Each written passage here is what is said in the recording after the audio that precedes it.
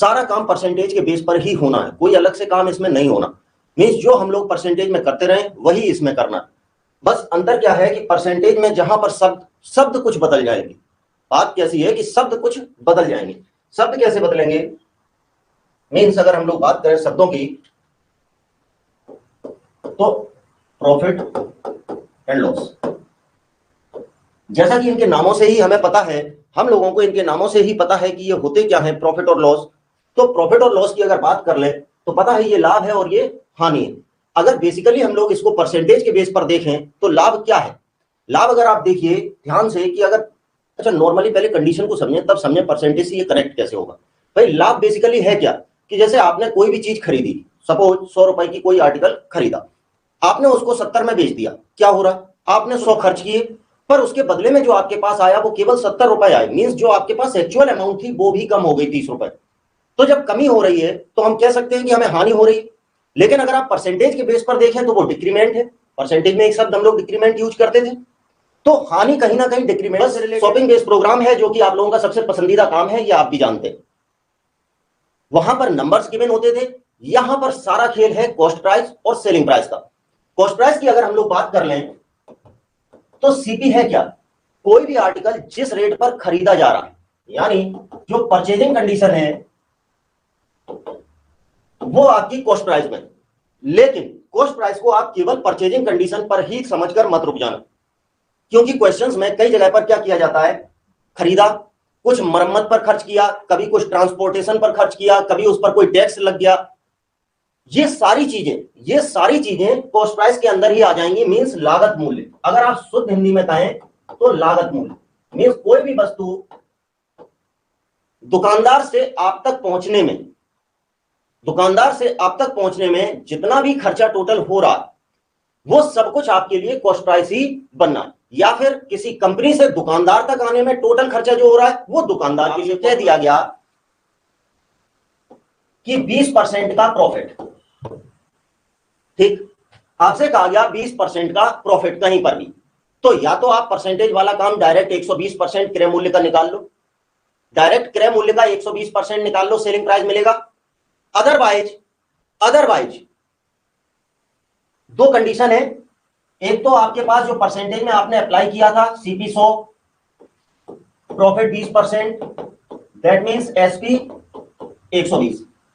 दोनों चीजें इसलिए बता रहे हैं कि जो आपको इजी लगे आप उस पर अप्लाई करते हुए चलना, लेकिन दोनों में फर्क कोई नहीं। सीपी 100, प्रॉफिट 20%, तो एसपी 120 होना चाहिए।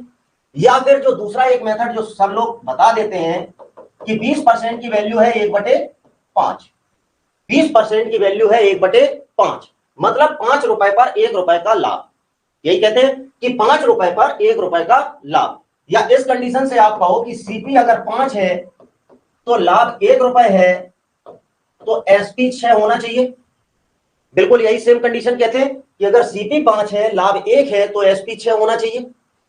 अब यहीं से एक बात समझो कि क्यों हम आपसे बोल रहे थे कि आप दोनों में से कोई भी अप्लाई करो, कोई फर्क नहीं पड़ता। क्योंकि ध्यान दीजिए, सीपी कितना है यहां 5, एसपी कितना है 6। यहां सीपी है 100 और एसपी है 120। क्या आपको ये किसी से कटते हुए दिख रहे हैं? तो आपको दिखाई दे रहा है कि ये 20 से कट रहे हैं, 5 और 6। वही बात आ गई या नहीं?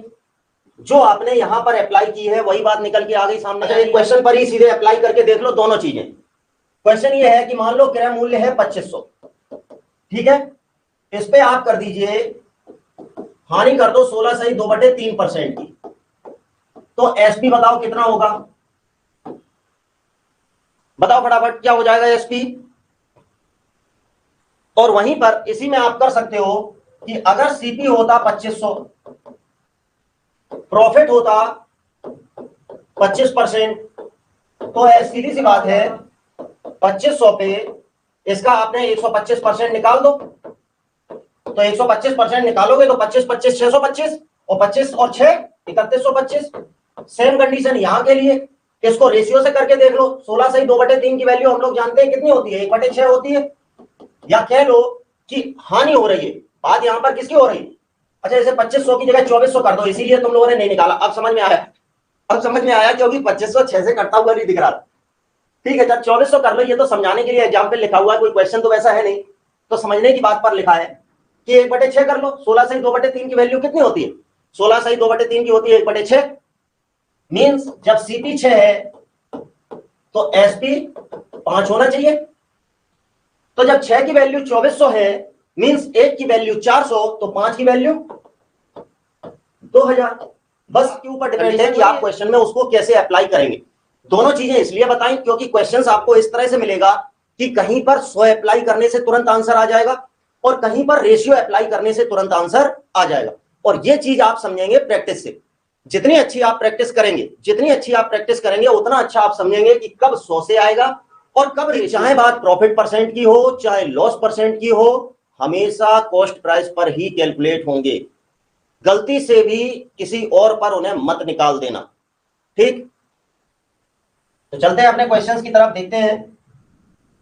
बिल्कुल सिंपल से ही शुरू कर लेते हैं। क्या होगा तो बताओ क्या हो जाएगा इसका आंसर। अब आपको बेसिक्स तो समझ में आ ही गए, तो बेसिक क्वेश्चन में बताने की जरूरत नहीं पड़ेगी।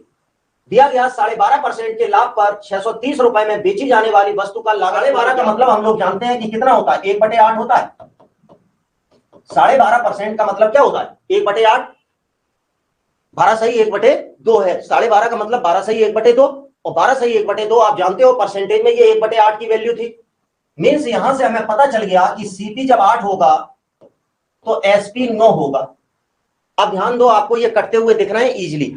9 की वैल्यू 630 दी गई थी, 9 की वैल्यू 630 दी गई थी, तो 1 की वैल्यू 70 बन रही है, बनेगी या नहीं? पूछा क्या गया, वस्तु का लागत मूल्य ज्ञात कीजिए।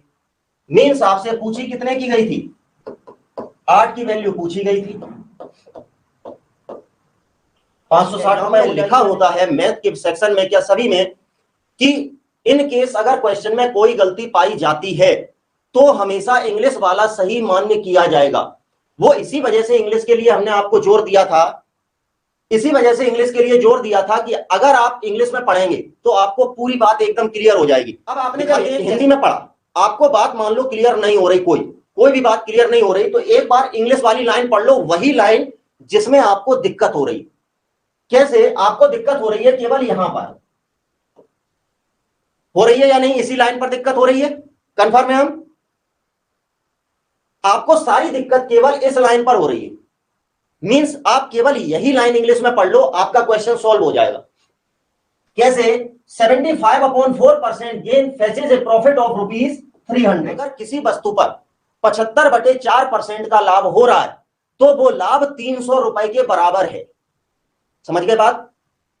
क्वेश्चन ये कह रहा है कि 75/4% का लाभ किसी वस्तु पर अगर हो रहा है तो वो लाभ की कीमत 300 रुपए के बराबर है। बस इतनी सी बात है। पूछा ये गया so find the CP of the article. तो कितना सिंपल क्वेश्चन था, केवल ये हिंदी की वजह से या केवल लैंग्वेज की वजह से बच्चों ने इसे गलत कर दिया, क्योंकि वो समझ ही नहीं पाए कि क्वेश्चन कह क्या रहा है।